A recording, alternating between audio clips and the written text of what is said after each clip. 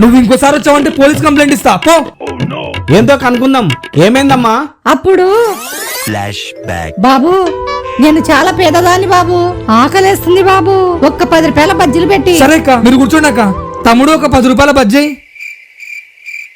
బాబు నేనేం పేదదాన్ని కాదు బాబు, నేను చాలా రిచ్. నువ్వు సహాయం చేస్తావా లేదా అని టెస్ట్ చేసా. అవునా?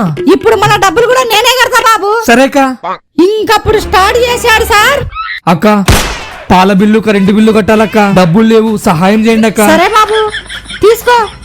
థ్యాంక్స్ అక్క. అక్క రేపు ఈఎంఐ ఉందక్క, చెప్పడం మర్చిపోయా, దానికి కూడా. సరే బాబు. వీడేంటి ఇలా తగులుకున్నాడు? అమ్మయ్య రాలేదులే. అక్క అలా తీసుకొని వాడేమో ఇల్లు కట్టుకున్నాడు, నేనేమో బొచ్చ పట్టుకున్నా.